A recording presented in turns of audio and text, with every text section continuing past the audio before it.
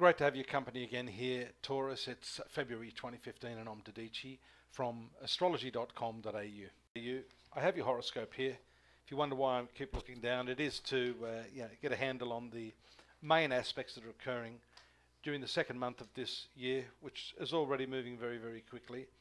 And if you've watched the introduction video, which I have discussed the prospect of creativity for people generally, for you as well, the creativity will find its main source of activity in your professional life this month. Reason being, the Sun and Mercury occupy the upper part of your horoscope in a very favorable aspect to that sixth house transiting North Node. North Node being the karmic point in your horoscope, and transiting the sixth house in a friendly sign of Libra is always very, very good for the work environment, really plugging into the people around you, people with different ideas, and that can stimulate your creativity throughout this month.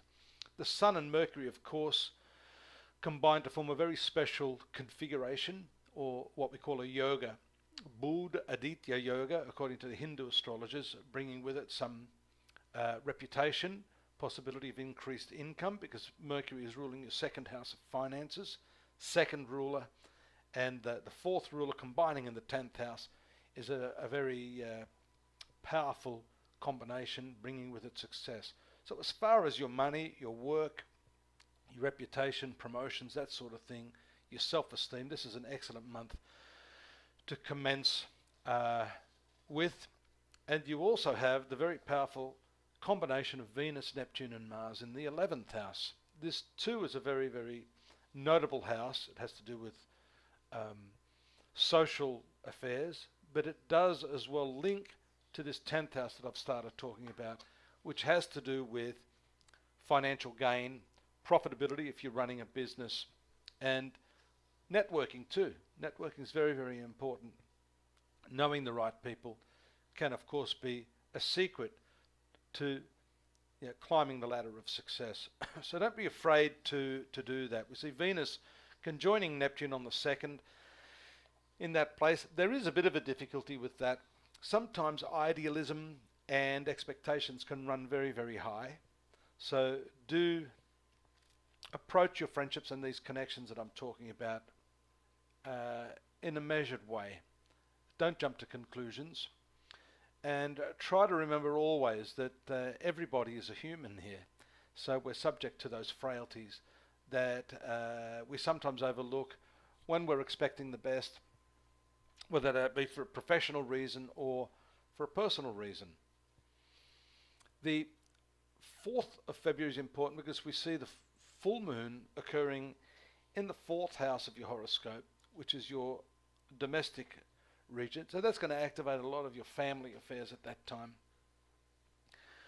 And of course the moon being full also gets what's called directional strength in the northern part of your horoscope. So for some of you there may actually be a need to move in a northerly direction to make contact with those people. But in any case, it really illumines that part of your life. It also has to do with your inner peace of mind and your emotions. So emotions could run high at this time. We see just at the time when the Sun is in the 10th house, that is what we have the full moon. The moon is exactly opposite the Sun, which is directly overhead in your horoscope. There could be some conflict of interest at that time. You may be trying to please too many people, trying to do your work, please your employer, trying to keep peace on the home front, trying to please the people there. So finding a balance in these two areas of your life is important too. The nice thing about Mercury in this 10th house position around the 12th of February is that it moves into its forward motion. It's been retrograde. So when I started the reading saying you have opportunities to improve and accelerate your professional standing, that may have been put on hold for a while, and that's what tends to happen when Mercury is in that retrograde motion. The good news is when it moves forward, it does tend to resolve issues. For you actually, Mercury is a very, very good planet, so its retrograde motion will have enhanced your opportunity to achieve something notable in your work. And Because Mercury is a communications planet, it's quite likely some of those long-awaited correspondences, emails, etc. may come through now.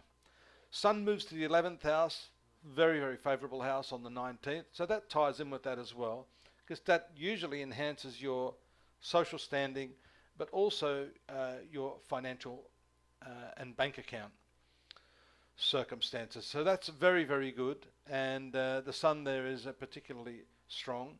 We see Mars moving into the 12th house around the 20th. Now this is a bit of a contradiction.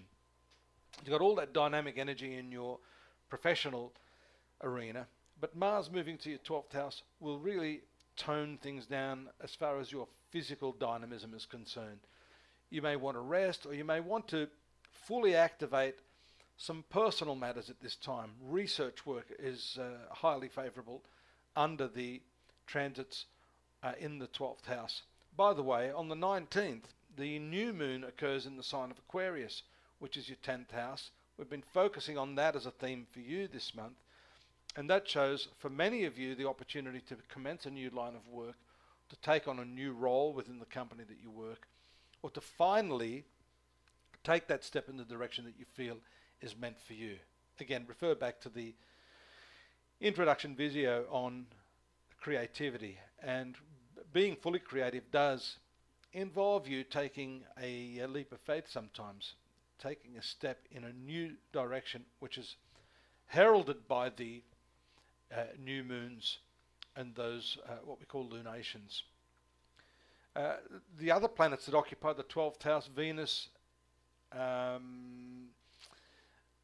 coming into that place on the 21st, soon after Mars. So here we see passion running high. According to the Eastern astrologers, the 12th house of the horoscope has to do with pleasures of the bed or sexuality, along with the 8th house if you take the Western astrologers. Note that Saturn is moving in your 8th house and has been for some time, but that would have put the brakes on your sexual energy. Having Mars and Venus in the 12th house will increase that. Incidentally, that increases your expenditures at this time, so do be careful. The Sun moving into the right angle of Saturn on the 24th can be difficult and is notorious because it runs from the 11th to the 8th houses, having to do with shared finances and income. Something could slow up there. That might have to do with the fact that you're spending too much this month, Taurus. So do pull the reins in if you hope to get ahead during this next few months financially. Excellent conjunction on the 26th, but on the 25th and also the 26th, the triangular aspects of Venus to Saturn and Mars to Saturn are quite good. They bring with them some unexpected news or opportunity to resolve those financial difficulties that I've been talking about.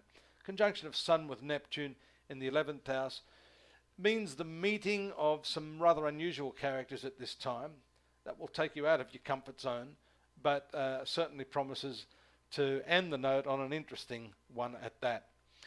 There's more detailed analysis of this month and the months to come, including the whole year for you, the day-by-day readings, lots of free readings in our menu there at astrology.com.au, and of course yours truly and many of our other psychics ready, willing and able to help you with more detailed analysis of your horoscope if you'd like that as well.